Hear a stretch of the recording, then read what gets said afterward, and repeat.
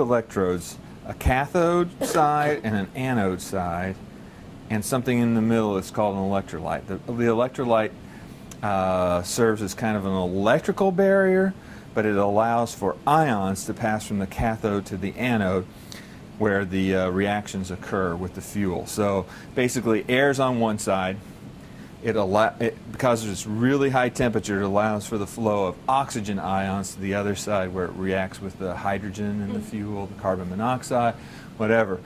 But this is what our cells look like. They're really small, but because they're small and pretty easy to make, we can do lots of tests to analyze how things behave fairly rapidly.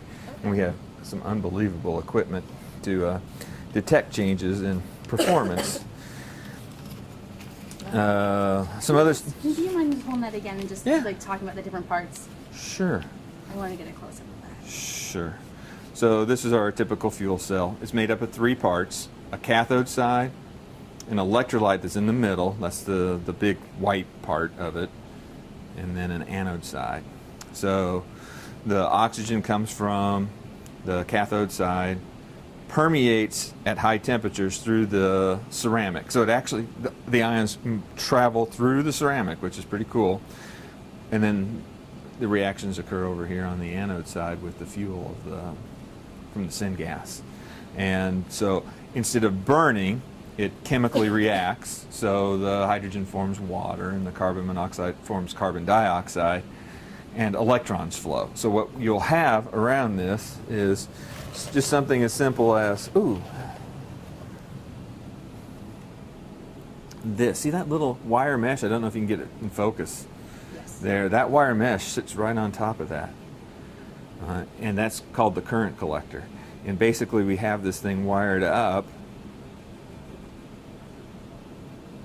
to a system that'll put a load on it. So this, basically we have something out here that might be like your light bulb or like your camera or something, an electrical load, except it's a scientific piece of equipment that's set up to provide a fixed voltage. It's called a potentiometer or fixed current, and analyze then the performance of your fuel cell. So basically you just make a little electrical circuit out of this. The electrons flow. They'll flow. There's another one of these on the other side for the cathode, so they'll flow around. The electrons flowing from one side to the other balance out the chemical reaction, and it just keeps going. As long as you keep bringing fuel and air to it, this thing will produce electricity for you. How will, once these start being used in, becoming more widely used, how's this going to change the production of coal, the whole industry in general? How do you think? I don't know if it'll change the production of coal a whole lot. I think it could provide a cleaner use for coal. I think what you're going to see is a lot of coal mining being cut back because of the shutdowns of a lot of plants, especially here